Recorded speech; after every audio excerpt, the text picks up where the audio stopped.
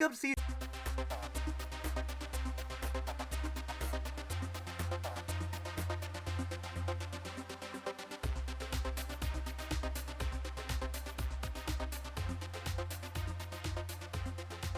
Hello and welcome to Cinematic UniVersus. I'm your co-host Kyle Torres. And I'm your other co-host, Andrew Carten.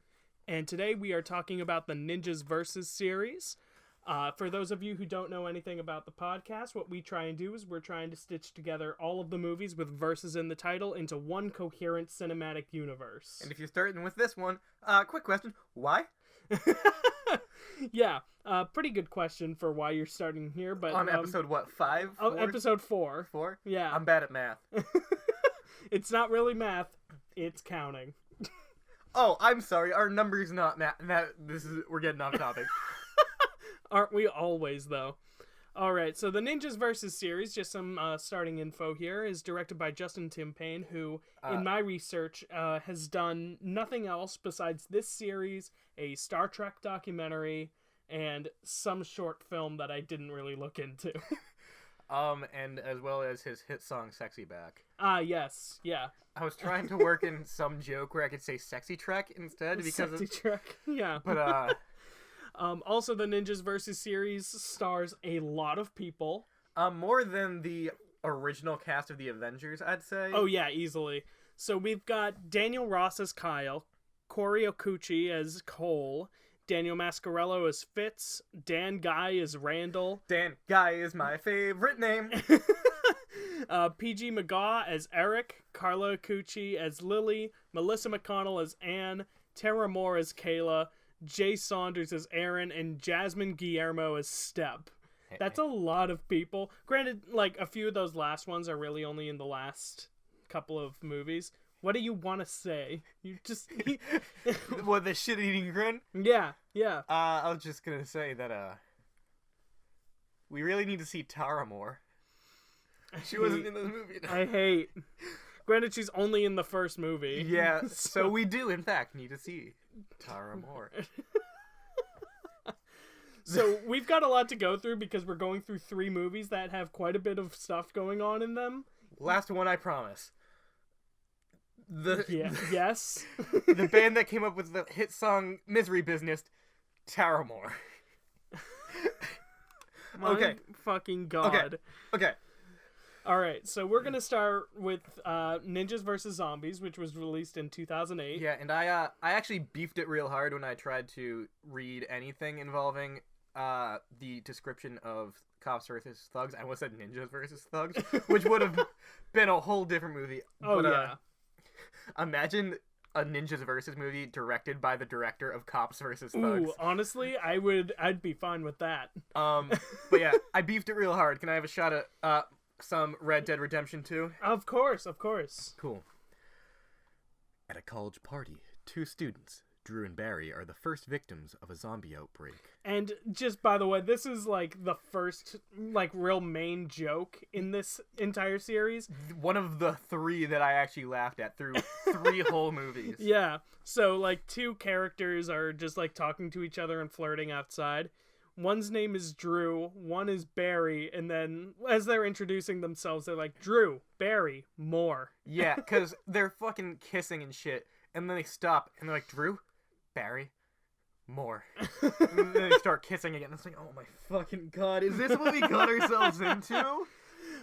So the zombies are led by a seemingly sentient zombie, Eric. Yeah, which, honestly, I completely forgot that he was a zombie at first. Yeah, because he's a zombie for maybe like 10 minutes of one movie. Well, no. In this movie, he's like a zombie through and through. Okay. Because as I go into my description a little bit more, Eric is the brother of Randall, who's a sorcerer / comic book store clerk. We all know one. Aren't they always? They're a dime a dozen. Who brought Eric back after his death. But also, little side note about the presentation of this movie. All the characters are introduced in these weird, like, Borderlands-esque style character intros. Like, they don't have any descriptions, but they just, like, have the, like, freeze frame, random color overlay, and just their name in a badass font. Quotes around badass. Oh, yeah, for sure. So as we're introduced to the rest of the cast, we have Fitz, a musician slash blogger, and Anne, Anne, whose like side life is like not really elaborated ever. But there are a couple who are a bit on the rocks because Fitz has some troubles with toxic masculinity. Oh yeah. Yeah, where he's just like, I need to be the breadwinner of the house and It's all that. Yeah, fucking why? 'Cause Yeah, pretty much. And You his got like it, dude. his friend slash trainer, who is never seen in any of the other movies, even calls him out on it. He's the progressive prospector of this movie. every series has one. So, like I said, we're introducing all these other characters. We have Cole, who struggles to find a job despite his good credentials. And I actually really want to talk about this one for 2 reasons. Sure. One, we're gonna get real meta right here with the they have their own podcast Yeah. for about 15 minutes of the movie. Not even. Called the Suckcast, which I don't know if you remember, but there was a website at the end of the first movie that was like visit thesuckcast.com or some shit. Right, yeah. And it wasn't up anymore. Damn. So they have a podcast called the Suckcast, and that's attacked by Eric. But real quick, I also want to point out this is one of like 3 or 4 times we see a character wearing a shirt or with a wallpaper that has a random person's face on it. Right. That we never get context on. Yeah, I don't know why this guy's face is like everywhere. It had to be an inside joke. Well, obviously that, but like it's so funny to me. But this is also our like big introduction to Eric as a character, and he is easily, especially in this scene, we realize that he is the key to this series. He's the especially if you look into it more, because he is also the choreographer for all the fight shit. Right. Which the fight scenes aren't actually that bad for some of them. Yeah. Some of them are actually pretty well choreographed. And we realized this in the second movie, I think. Mm-hmm. And we were like, oh, let's look up to see who the choreographer is, because I bet I know who he is. I feel like he's this guy. And it turned out it was fucking Eric, and we're like, oh, I see. He's the fucking only good part of this series. Yeah, because he has a lot of charisma throughout, especially in this first movie. He has a lot of charisma with his character. He has like this delivery that's like almost like professional. Exactly. Like, you know, it's still, the whole thing is, I don't mean to get too much into the opinions aspect where we talk about some of the production and all that. Yes, we are a strictly fact-based podcast, Kyle. But like, it generally seems like it's a college project. Yeah. Sort of. But he manages to like sort of like work with that. Exactly. And find like this sort of cheesy but still like professional ground of a comedic performance. He definitely felt like the most well-rounded actor, I'll say. Like, he felt like he knew what he was doing. Yeah, definitely. Everyone else sort of like just kind of fumbles around, and like they have some issues with the delivery of their lines. Everything's kind of stilted. Granted, part of that's part of the dialogue and writing as well. I would be willing to bet. I would put money on this. Not much money, because I'm not... Anyway, but I'd be willing to bet that this was a college project, and the 2 people that were behind it were Daniel Ross, who plays Kyle, and PJ McGaw, and they just like hired all their friends or got them all together. And not the director who did all 3 of them. No, they just got him too. They're like, hey, do you want to do this with us? He was actually a guy they just found on the street. Yeah. So this is really the scene where we like explore, well, not explore, but like, yes, there's a lot of deep introspection in this movie. It's where we really discover ourselves. How ourselves, you fucking where we really discover like that Eric is this sort of treasure of this movie. Eventually though, he does kill Herman. I think he like gets some information about where his brother is, but I don't remember exactly why he killed Herman in particular. But regardless, we're introduced to more characters, including Kyle, a very rude pizza delivery man, who goes to deliver a pizza and is accosted by his professor from his drama class. Yeah, which honestly, like, props, because he felt like a professor. Yeah. Because he almost definitely was. There's like a 90% chance that he actually is a professor, that they were like, we we've done college projects in film and video before. And you can usually tell. Yeah. There's just something about them. Something about just the way that they, like, play any character you give them. Exactly. It's like they play it with, like, intent to be entirely serious about it. Yeah. And, like, you could tell that this guy was like, yeah, no, I know my part. I'm gonna do it. And he did it, but, like, he was also taking it much more seriously than anybody else on the project. Mm-hmm. But fucking, oh my god. So now that we've introduced sort of like the main cast of this movie in particular, there's still a few more who show up, but they're not as central to this film in particular. Can I also say? Yeah. So we've seen zombies already with Eric and his few zombie horde that we saw at the very beginning. The first word in the title of this movie is ninjas. And much like Billy the Kid versus Dracula, how sometimes we'd forget Billy the Kid was in it, or at least I would. Yeah. The ninjas in this movie aren't introduced until the last act, basically. They are such a side thought. Yeah.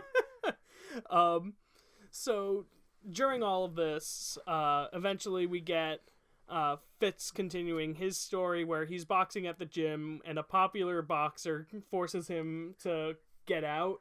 And he's very a great side charismatic character. Yeah. He is a great side character with no development at all, but just like the smash cut to him being there and him instantly just being angry. It's so fun. It reminds me of a scene from one Mystery Science Theater movie that wasn't even a riff that they did. Yeah. It was from the movie The Screaming Skull, and someone was like, "Where is she?"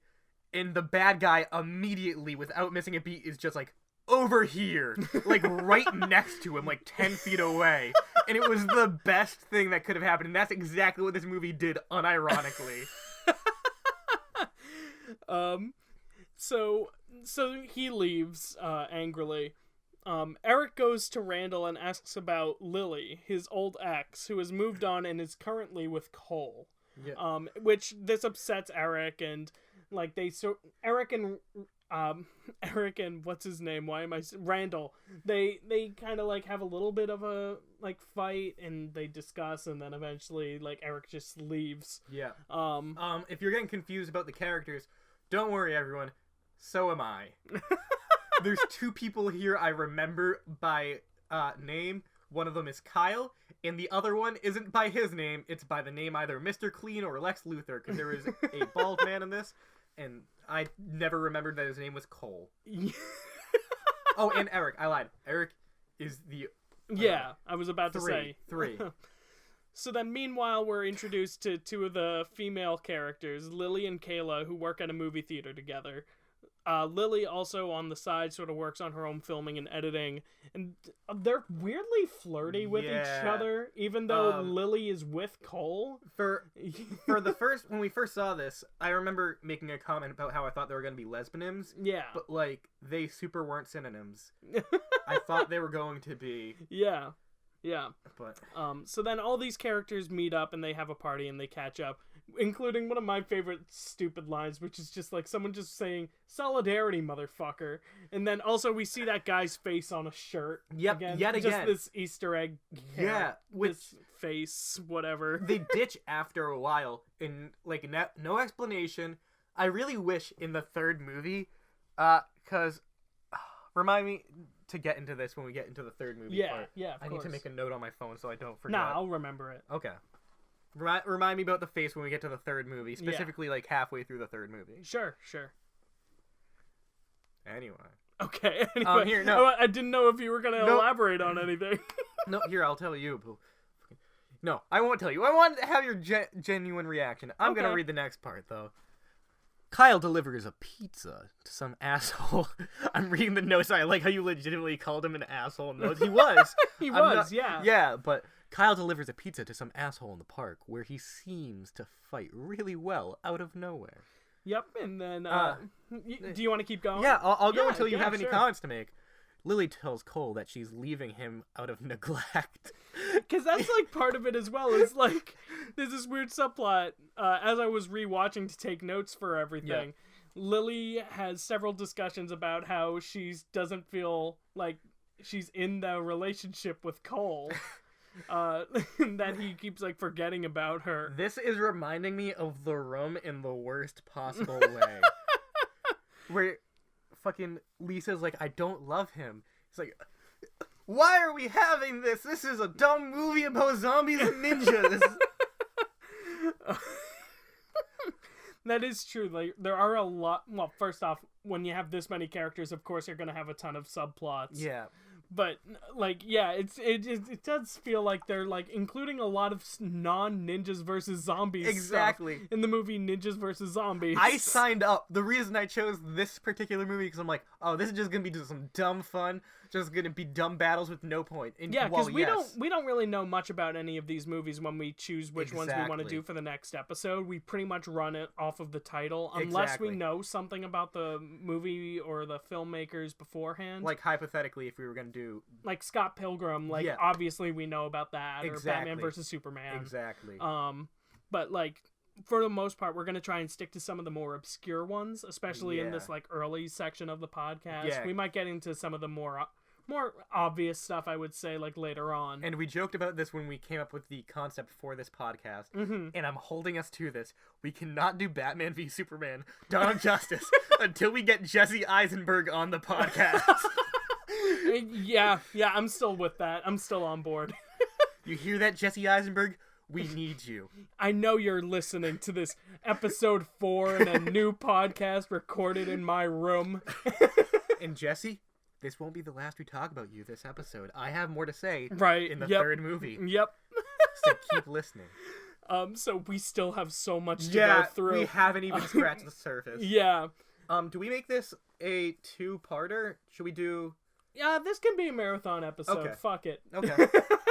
I mean, it's gonna be hard. It's audio files, but I'll do my best. I'll whip it out. Good. I'm glad.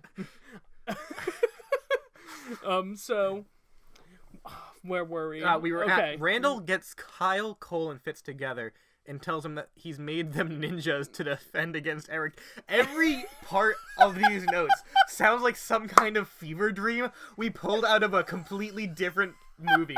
Like, we grabbed every movie that we're gonna go through this we entire just, like, podcast. We went through like 5 different movies and we just like skipped to different parts in it. Exactly. Like every 15 minutes we switched to a different movie. You know how this podcast we're stitching together different movies? Yeah. It feels like we did that for one movie. That's what each of these notes feels like. It's like, oh yeah, we'll take the ninjas part of this movie, just put it here. Yeah. You got zombies in this one, just gonna put it here. Oh, and magic? Yeah, come on over, bud. No worries. Oh, the love triangle? Yep. Bring it in. Bring it in. So then to sort of continue on, Eric's zombie army attack everyone until they start to run low on energy, and Randall teleports everyone away using the often used spell just elsewhere. Yeah. Which honestly, I'm not gonna lie, if I had that power, you do not know how often you'd find me at KFC for like 2 minutes just being like, elsewhere. Yeah, can I get a famous chicken bowl, please? It'll be $5.34. Okay, thank you. Elsewhere. And then eventually Eric kidnaps Lily and holds her hostage in a movie theater. Also, I forget at what point this happens, but he gets Kara to be a vampire, or not a vampire. That's the next movie. We're getting ahead of ourselves. We really are. These movies honestly do blend together. They blend together so much. I had to try and remember which parts were in what movie, so that's why I did a refresher. I don't blame you, and also I don't envy you. Yeah, it wasn't. It was not a fun time. But then at some point, Kara's a part of his army, and she's like his like sidekick almost. Yeah. It's gonna start to get real rambly with these notes. Yeah, because honestly, this series rambles on. Yeah, and always in the third act of these movies is when it really starts to fall apart.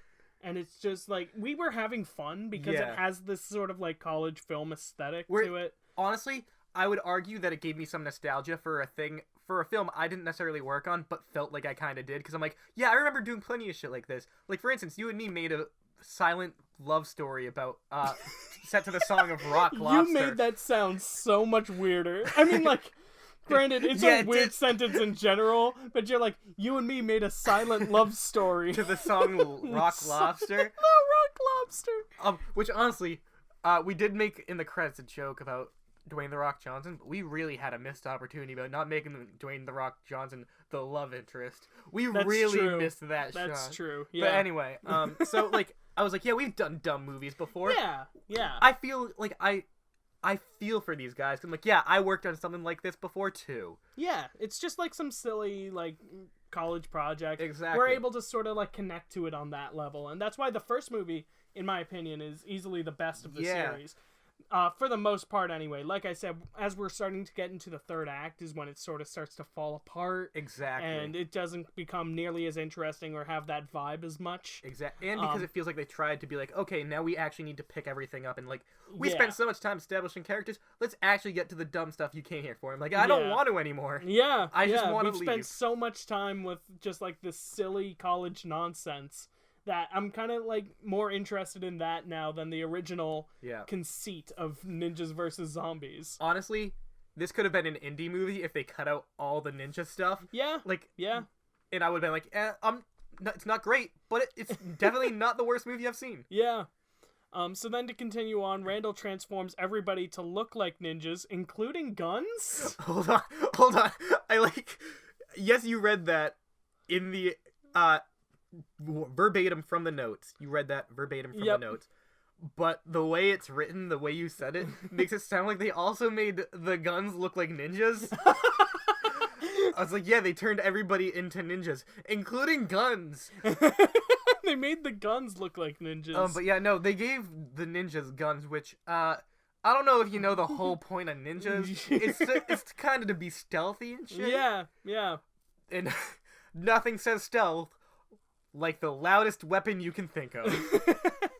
So they all group up and they go to infiltrate the theater, but Fitz refuses to join the fight out of a sort of fear. But eventually he gains confidence talking with Anne, and he goes and he gears up as a superhero. He goes out to go fight, and they're instantly killed by zombies. I forgot about that.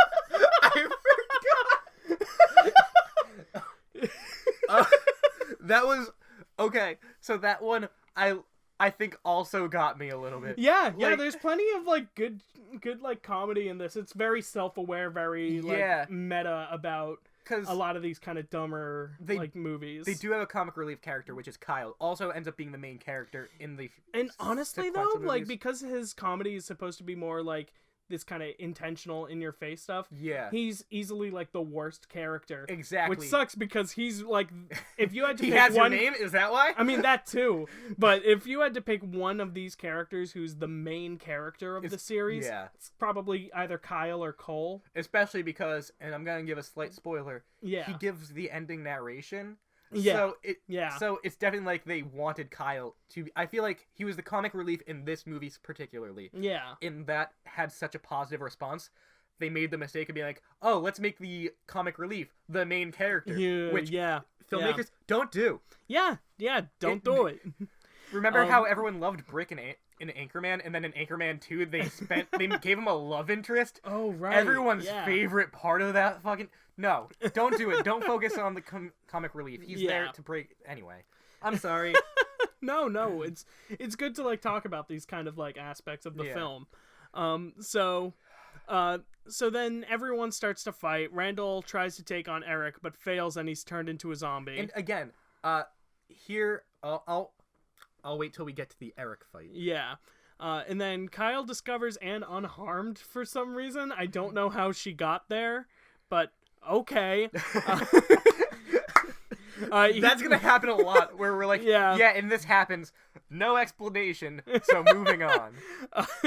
And then Kyle protects her in a sort of dead end against the incoming zombie horde. Which sort of like in Shaun of the Dead. Yeah. Where like they go and hide underneath the floorboards and all that. Yeah, we actually commented saying, or at least I said, that I would not be surprised if Edgar Wright had Edgar Wright's Shaun of the Dead was a big inspiration for at least that scene. Yeah, because you definitely really get that vibe. Yeah, for sure. And I mean, like, it's not like dead end scenes have never happened before. No, I know. But that's like the first thing that jumps to my mind. Exactly, because it was the quote unquote funny guy. Yeah. With the love interest for that character, just backed in a corner holding guns, just zombies on their way in, and they think it's hopeless. And then also, hey, I guess it's not. Yep. Immediate, it felt very end of spoiler alert for Shaun of the Dead.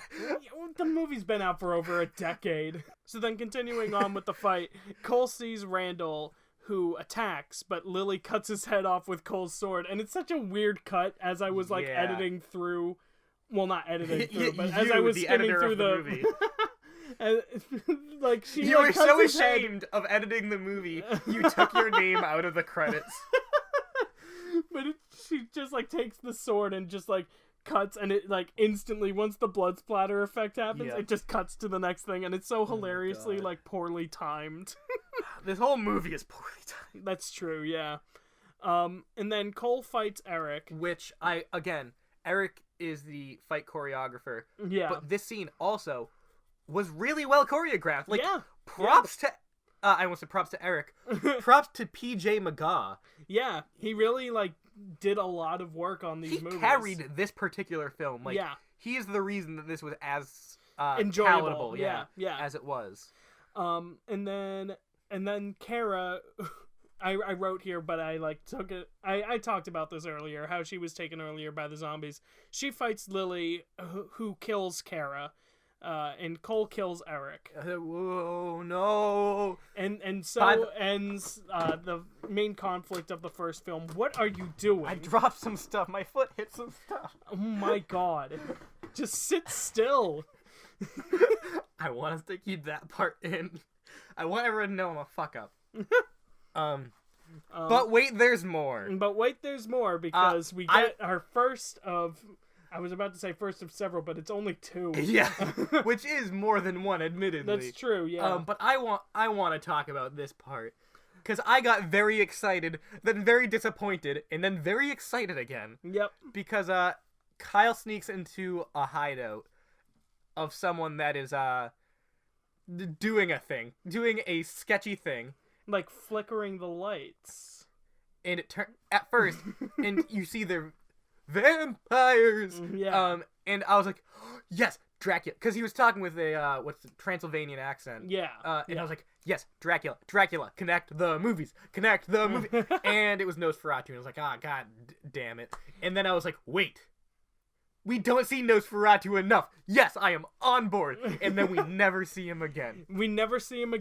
And we get some confirmation from Lily, who identifies him as a vampire, because I don't know when this happened, but Lily was turned into a vampire. Yeah, and then it teases the second movie, Ninjas versus Vampires. And the look on our faces when they teased that, when they showed the straight up trailer to the second movie. Because we didn't know there was another one going in. At least I didn't. Yeah. And then we just found ourselves in this giant, we fell down the rabbit hole. And I just want to backtrack for 1 second. Sure. We mentioned how Lily identifies him as a vampire, and she is one. If that sounded abrupt to you, that's because it fucking is. Yeah. She's like, yeah, he's a vampire, and then just shakes her head and teeth come out, and he's like, oh, okay. She shakes her teeth, and she shakes her face, and teeth come out. Like vampire teeth. Yeah, I know, but it's her dentures just fall out. Now, that was a lot just for the first movie, and yes, we have 2 more movies to go through, but luckily they're a lot quicker to go through, because not nearly as much is going on. This one, I would say, just barely scratched the surface of being this is feature length. The rest are this is filler length. Yeah. So, let's get into the second movie, Ninjas vs. Vampires, which was released in 2010, and it starts with a couple, Aaron and our favorite character, Stupid. Yes. I forgot about Stupid. Do you actually know the character's name? I don't give a shit what it is. I do, after doing all this research. Her name is Alex. Okay. But for the rest of this, we'll refer to her as Stupid. It's nothing against her. She just set herself up perfectly for Yeah. this joke. Aaron's like, what's your name? And she's like not into this whole like thing that he's like trying to do, so she's just like, stupid. Yeah, And so like she's calling him stupid after he was like, what's your name? So she technically is like, yeah, stupid. And we're like, oh, okay. So vampires attack this couple, but they're saved by the team from the last film. The vampires, led by Seth, all gather to like get revenge on the team. Also, two weird like Mad Max-esque characters who are never really elaborated on like what their connection is to these vampires or why they're dressed the way that they are. They should honestly, they should have gotten the Borderlands intro, and it would have felt like they just ripped characters from Borderlands, and we could have had another separate crossover. Yeah. Which, by the way, those intros are gone for this movie. There's none of the character intros, kind of like that. Even for new characters. Yeah, no. Both for Aaron and Stupid. Which I want to just hammer in just how much we got out of that joke. Because we spent all of the next 2 movies making this dumb, stupid joke. Because anytime anyone was like, you're kidding, be like, no, I'm stupid. It doesn't sound as funny saying it now. Yeah, but it was killing us, especially since these movies aren't that funny going forward. Yeah, from here on out, the movies become a lot less entertaining. Yeah. So we kind of had to resort to ourselves to make the jokes that really got to us. A lot of the humor does mainly come from Kyle, who, as we talked about earlier... That's very, Shut up. Shut up. Not even allowed to We've finish. done this joke before. We're done. So, like, Kyle, the character, is, like, the comedic relief, and he is now the center. Unfortunately, a lot of his comedy is very, like, misogynistic and shit. Oh, yeah. And, like, not that the movies aren't misogynistic outside of him. Yeah. Because there's a lot of, like, gratuitous scenes of just, like, women in their underwear and just, like, sexy clothes for some reason. In the third movie, there's straight up a character whose whole costume is basically black leather with the boobs cut out and tape over her boobs. And yeah. What's pasties is what I'm looking for. Yeah. So, anyway... Aaron follows Cole out of a suspicion of him being a vampire, which leads him to the team's hideout, where he winds up meeting the rest of the team. They knock him out, and when Aaron comes to, he's eventually enlisted to join the team. Aaron's roommate, who was shown earlier but doesn't really lend anything to this, he's taken by the vampires, who are searching for information, which they get. Yes. Which they get. How do they get it, Kyle? They get information on who and where Aaron is and the rest of the team by drinking his blood. Yes! Yes! Okay. The female vampire sucks his blood, and Seth says, what did you learn? And she says, I know their names. And I think I made this joke before, where it felt very Neo, where it's like, I know Kung Fu. But, like, also, the reason I'm so excited for this thing is because this changes. It does. Dracula versus Billy the Kid versus Dracula. It changes everything. It changes the context of what vampires for the rest of this cinematic universe does forever. Exactly. It's like, you know, we all know the main tropes of vampires.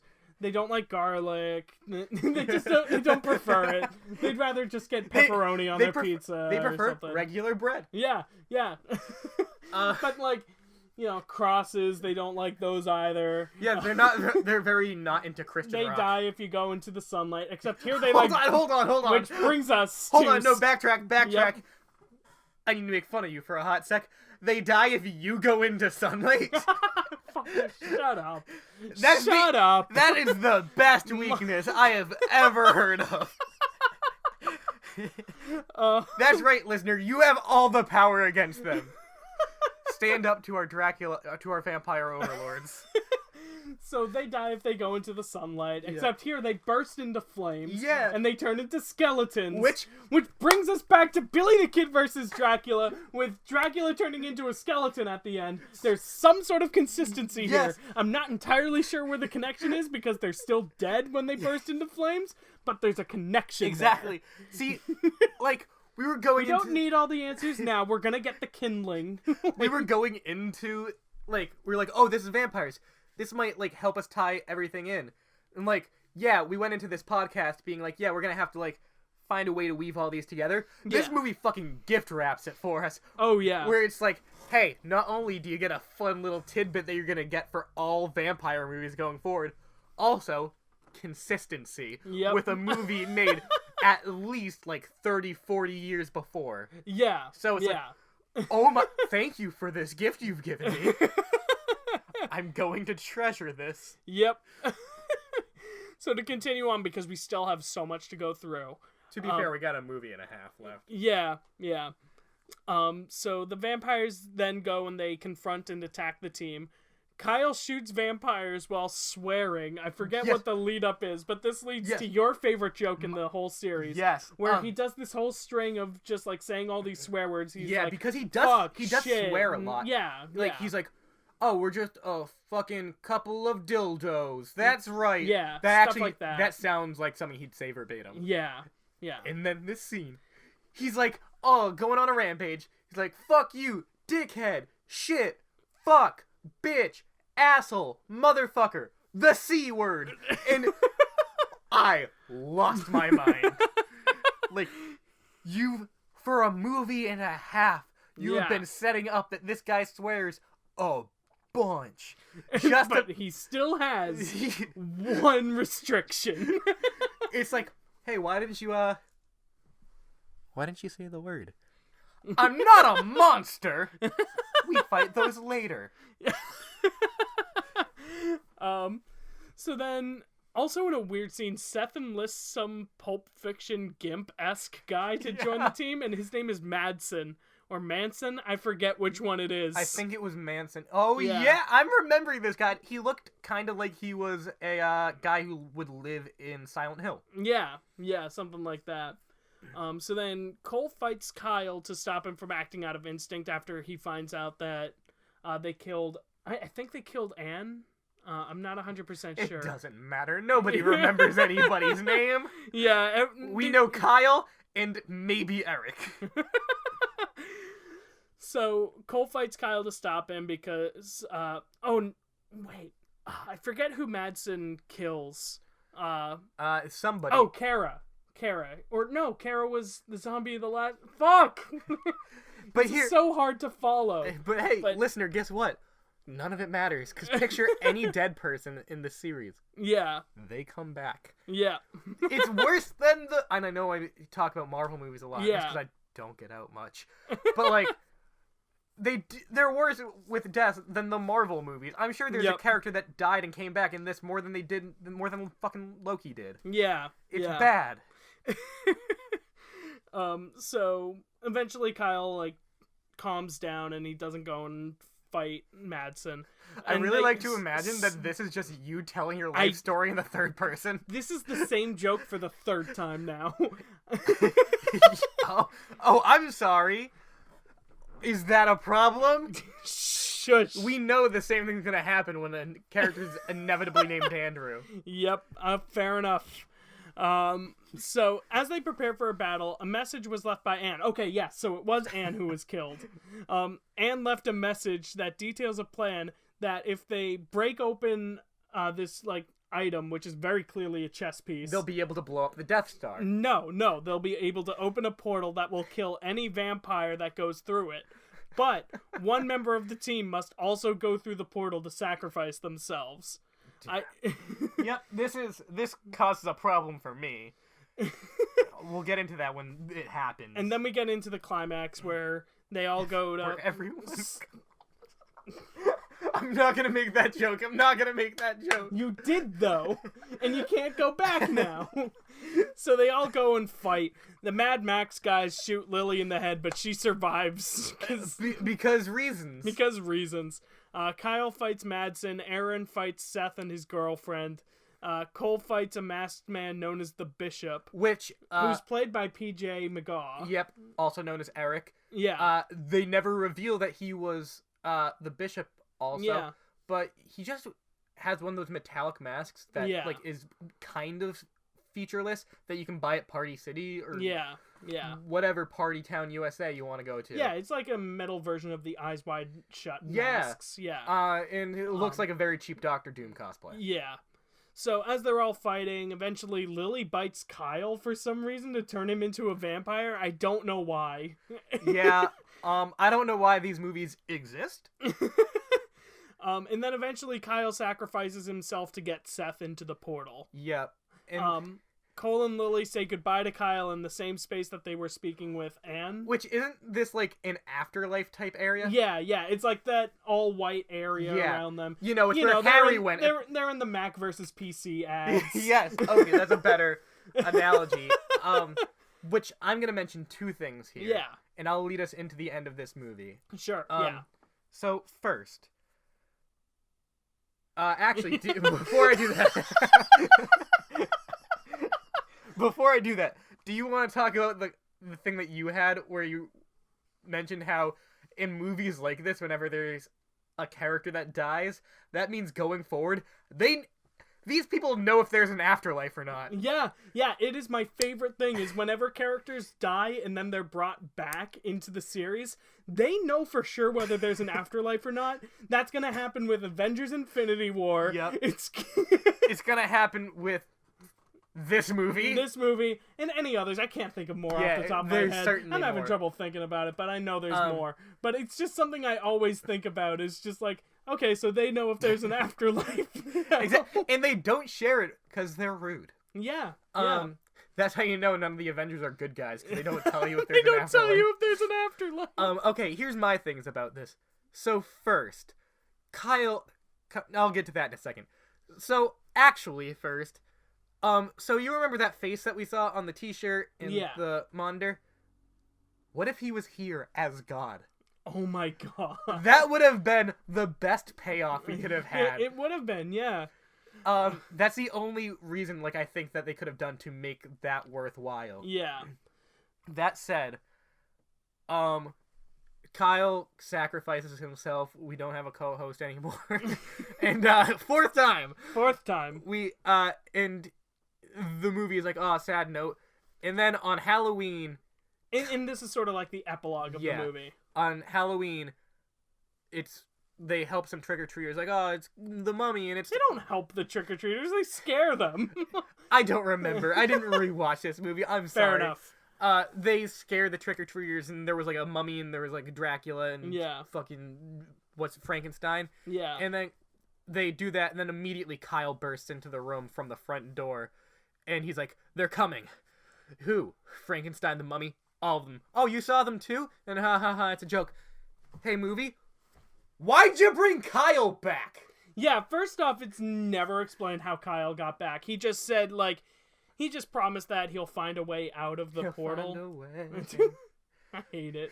But he promises that he'll find a way out of the portal. Yeah, and does. And he does, but it's, never explained. Not that, you need to explain everything, but, I know. But it's come on, just give me something. If you're gonna make this big deal of, oh, one of you needs to sacrifice yourselves, you can't just instantly throw away that conflict. Exactly. And if he did find a way out and you don't give us an explanation, we're led to believe that all the vampires can just get out too. Yeah. There's this. Well, no. To be fair, it would be daytime and they burn. We were told by Anne that any vampires that go through that portal will be dead. Okay. But I don't know how... But wouldn't Kyle be dead? Would be dead because he got turned into a vampire by Lily. So, I hate this. Little did the fucking robot lady that let them know that... who was it? I forget. Whoever let them know that they need to sacrifice someone? Yeah. Little did she know that there was a big glowing green sign that says exit right at the end of the fucking afterlife. Yeah. That they can just walk through and be alive. There's an exit sign at the afterlife. That they can just come back. Yeah. Because in real life, no one's decided to explore it because they're too scared. And then that leads us into the final film, Ninjas vs. Monsters, released in 2012. It begins with Randall and Eric hanging out somewhere when a different team attacks them, and it turns out that this other team was just testing them. But this also leads into the first weird thing in this movie. Randall is so much more different in this movie than in all the... Well, granted, he was only in one other. Yeah. But, like, in the first movie, he was this stoic, kind of just, like, very, like, He hard... was the wise wizard, if you will. Yeah, he was the wise wizard. And now he's, like... Now he's become, like, the... kind of like geeky comic relief. He is what I imagine Seth Rogen would have been if he was given this role. If he was given a part in this movie, he would have been Randall in this movie. Yeah. I feel like they were like, hey, Pineapple Express did real good. Let's make a character like that. We already have so many characters. Let's just bring one of them back. Randall's not doing anything. Let's bring him back.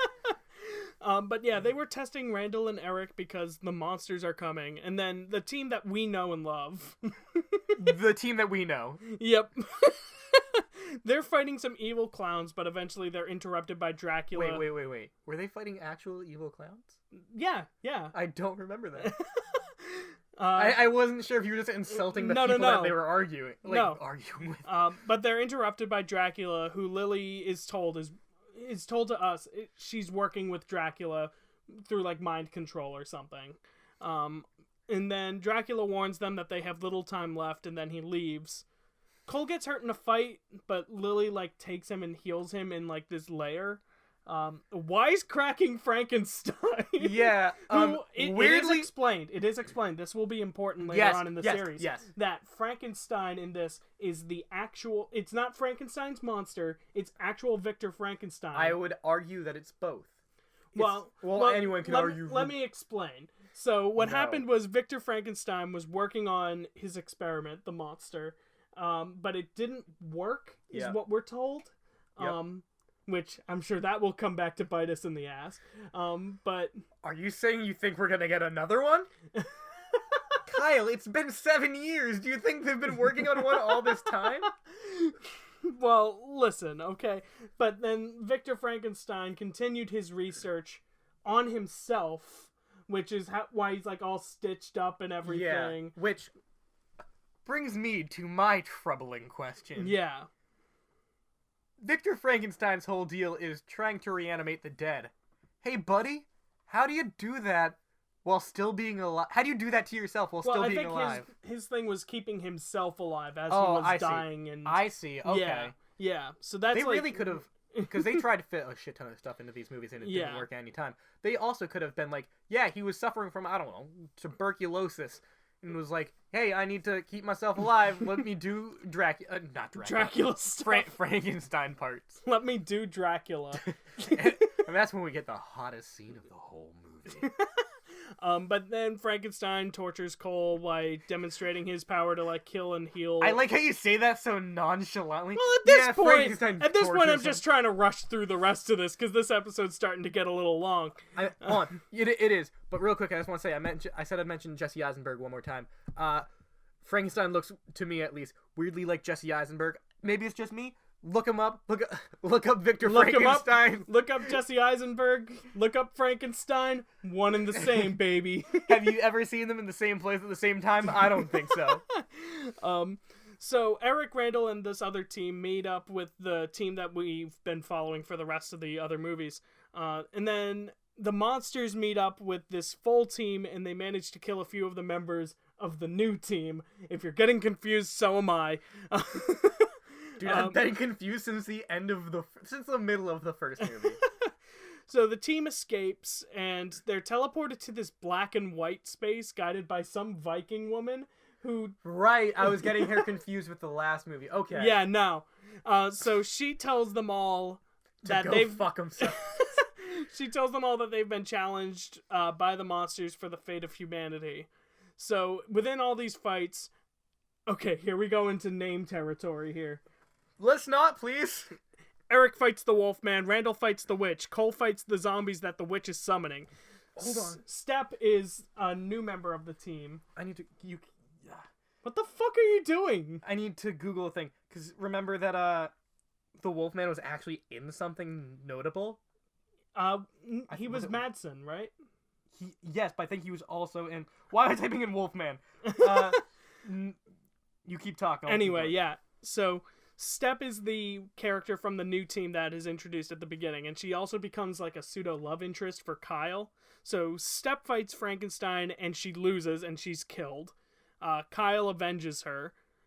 Meanwhile, the Viking girl tells Aaron and Alex that those who lose in this will be erased from the survivors' memories. I don't know why this comes up, because people remember everything at the end, even though people are killed, but whatever. Then Aaron and Alex are attacked by some zombies, and eventually the mummy. Randall is possessed by the witch, who uses him to attempt to kill Eric, but she transfers the possession over to Eric, and Eric kills Randall. Alex mind controls all the zombies to rip apart the mummy. Aaron fights this Harley Quinn-esque shapeshifter and punches the shit out of her until she's dead. Cole fights Eric, possessed by the witch. Eric manages to fight off her power and walk into Cole's sword, sacrificing himself. So Dracula kills Lily in front of Cole, which angers him, and he tells the others to escape, and then Cole kills Dracula. And then... I like how you read all that, and we could have just summed it up with, they fight. Well, I'm trying to, do something here. And also, I think it's funny how confusing this all gets. That's fair. So then eventually they all do, come back to humanity, and everything's fine. Even though Lily was killed, Cole and Lily are together. Randall and Eric, even though they were killed, they run a comic book store together. And Kyle has some origami, so I wrote down that he's the origami killer. Yeah. And then finally we get to the end of this fucking franchise. Real quick, with Kyle completely destroying the fourth wall. It doesn't exist anymore. Yeah, it's gone entirely, and he just sums up everything else that happens in this epilogue. In the last joke, I'll say it ended on an alright note, where he's being yeah, and then we all lived happily ever after, and then one of the friends comes in and is hey, you doing okay? He's yeah, I'm just reading my beer label, a lot of good information on here. And his friend goes back, and Kyle just looks at the camera and goes alright, never mind, I guess. And that's the end of the movie. I'm okay, they ended on not a terrible joke. Yeah, and then it's all over. There's no teaser for another movie. It's all done. Real quick, I want to give a shout out to the guy that played Wolfman, whose name I'll look up in a minute, because while this was his second movie, or his second credit on IMDb, he's also been in House of Cards, and also Insurgent, that Divergent sequel. Oh, yeah. Also Veep. And also, he's in the Wonder Woman sequel. Whoa, what the heck? He's background characters for the most part. His character has a name in the Wonder Woman sequel. It's Buzz. I don't know who that is yet. We'll find out whenever that comes out. Yeah. But, Lion Beckwith is apparently a somewhat prolific actor now. All right. Well, good for him. So anyway, let's go into... Wow, that was what do you want me to say? I'm congrats, you moved out of this kind of material. I mean, it sounded just so sarcastic. No, I'm happy when people can move on to some of that kind of material. So let's go into the opinions now. Luckily, we can kind of go through these all at once, because a lot of these movies have a lot in common in terms of our complaints and our things that we kind of like. And we kind of went through most of the stuff we liked back with the first movie, because we didn't really like the second and third. Not that there's anything egregiously bad about them in terms of the quality of the filmmaking and the production design. It all pretty much stays the same. Maybe it gets a little more because there's more costumes. Exactly. I'd say there's also a little bit... I'd say the budget probably gets bigger as the movie goes on, but I'd say probably only by $500 each movie. Not by a whole lot. Yeah. But it comes at the detriment of the enjoyment, and just the movies themselves start to feel less like a college project and more like actual movies. Yeah. But still not quite at the same level as a regular movie that you can see in a theater. And not even quite to the standards of a Sci-Fi Channel movie. Exactly, yeah, it was just under that. It comes into this weird gray area where it's not endearing as as a sort of movie that people were making in college, and you can kind of enjoy that. And like you said, we both had a sort of nostalgia for working on projects. And as it moves closer to sci-fi territory, but it never quite reaches there, so it's in this weird in-between where it just looks cheap. Exactly. And which I'm sure these are, and that's not something I can really knock against it, but it's just like as they start to take themselves a little more seriously as movies, they start to focus more on the characters' relations and the stories. They lose a lot of that like sort of meta humor, which made the first one a lot more entertaining. Yeah, I feel like in the first one they were like, oh, we have an idea of what we want to be. It's just gonna be a bunch of jokes and we're gonna have fun with it. Then like that, I'm guessing among people who saw it did moderately well. Like people, their friends, I'm assuming, probably enjoyed it. So they're like, oh, people like this. Let's make a sequel. And from then forward, it was just about, oh, let's continue their story and not let's make another movie with the same feel. Yeah. And then, like I said, the main problem throughout all of these is that, especially in the third act, where they finally all like have their big battle, it never really clicks in terms of that entertainment because it spends more of its time on, like you said, some incredible, some impressive. Some impressive choreography. Yeah, it's again very impressive.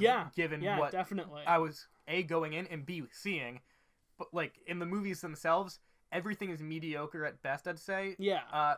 With the exception of the choreography, the fighting choreography is not quite top notch, but it's very good considering. I would say exemplary. For like this type of for what this is, it's really well done, and everyone's able to deliver on it. You'd think that like PJ McGaw probably had like some sort of like. He probably went to, like, Kung Fu or something as a kid. He went to Kung Fu. Well, like, Kung Fu karate practice. He went to the Kung Fu store and was like, hello, I'd like 1 black belt, please. But, like, he probably did that. So, but I was thinking that, like, that would probably not transfer to everyone else. Exactly. But everyone else delivered on that choreography as well. I feel like they definitely practiced that stuff. So it shows. So I really want to, like you said, we've been giving huge shout-outs to PJ McGaw, who's been, like, who's been really lifting up all of these movies. You know what? I want to save at least one ninja movie, not in the series, obviously, but for very late in the series, just in case we can get PJ McGaw on the show. Sure. I would love to sit down with him and watch a ninja movie. Yeah, and he actually feels like he could be attainable as opposed to Jesse Eisenberg. Are you telling me that you don't believe Jesse Eisenberg is listening to this right now? As we record it, and it has not yet been released. Are you saying that he is not listening to it? I'm just saying he's a busy guy, okay? Fair enough. But yeah, like that's sort of like our opinions on this. I feel like we could definitely recommend the first movie, even though the third act does sort of like fail to meet up to the expectations that we kind of had with the first 2/3. Mm-hmm. But it's still like enjoyable in that aspect, especially if you studied or like worked on film projects in college. Yeah, you might find something to enjoy in just like that sort of nostalgia. Yeah, it definitely makes you feel like you worked like. It reminds you of stuff you've worked on without actually having you worked on this particular project. It does something that not a lot of, like, movies, quote-unquote, do nowadays. Yeah. And then, let's go into our takeaways. So what was your takeaway from watching these 3 movies? This is just going to be, like, an overall thing. Well, I've said it already. I know this, and I hope everyone listening knows this now. Don't make your comic relief the main character. Yeah. It's that's a good one. One of the main issues that I've seen happen in a bunch of like otherwise pretty good things. Yeah. And then my takeaway is that even as far back as 2008, people were already suffering from superhero fatigue. Yeah. Because this movie is like all about ninjas, monsters, all these like very kind of like subgenres that have kind of faded out from modern like filmmaking. We don't see a lot of, I mean, like horror we obviously see, but not so much of the original monsters. Exactly. We see more of like we'll get zombie movies every once in a while. Those are fairly common. But like we don't see like a Dracula or a Frankenstein movie these days. We get a couple. Yes, I know there was like the dark universe that we keep joking about. But but like also... I mean like just in particular these specific characters. Yeah, you see them once in a blue moon. Yeah, but Blue Moon, as we all know, as is soon what as we get like a bigger popular character, which, interesting note, 2008 was the release year for both The Dark Knight and Iron Man, which both were like kind of like big tentpole releases. Especially Iron Man kicked off the MCU. Yeah. These are like movies that really hadn't been started to be talked about as like a fatigue, and yet somehow they instantly catch on that with the whole scene of gearing up and describing himself, with Fitz describing himself as a superhero and instantly being killed by zombies. It's like, man, they really beat us to the punch on that one, huh? Yeah, it's funny. Like that's sort of my takeaway, is that like there's just some interesting kind of stuff there that managed to like probably say more now than it did back then. Yeah, I'd say the first movie has aged moderately well. Not perfect. Yeah. But the first movie is aged decently. The rest of them, I would not recommend the second and third movies. In fact, I'll even suggest check out the first one. Check out Ninjas vs. Zombies. It's not too bad. If you know what you're getting into, it's not that bad. It's definitely worth a watch, especially if you've already seen Bigfoot versus DB Cooper. Because you've seen the worst of what we've got to offer so far. And then, before we go into the next episode, we just need to fit this into the Cinematic UniVersus. Yes. So there aren't really any dates to go off of. I personally like to imagine, I was thinking about this the other day, that it takes place within the span of like 3 or so months. Because we never see any overlap. We don't see Halloween happen twice. Yeah. So I'd say, if I have a say, that it... And you do. You are one of 2 co-hosts on the show. I mean, what year were you thinking it happens in? I would say it would probably happen in 2008, because that's when the first film takes place. So I'm thinking probably like September into October and November, probably. Okay, yeah. Because we see Halloween, and that's about the extent of it. I don't think we see any snow. Yeah, no. So regardless of where it is, like, it could still feasibly happen without there being snow. Because if it's in, like, fucking, I don't know, New England or some shit, you might get snow if it was in November, but... Who knows where this takes place? Exactly. I think it's easy enough to say that it takes place in the U.S. Yeah, that seems without a doubt. Yeah, so we'll say that it takes place within September and November of 2008. Yeah, somewhere in the U.S. Yeah. So that fits it in. It's kind of like outside of the rest, so there's not too much to connect besides Dracula. Yes. I am so glad we have that connection now. We do have a connection. We just need to find the tissue in between. Between how he gets from 1880 to 2008.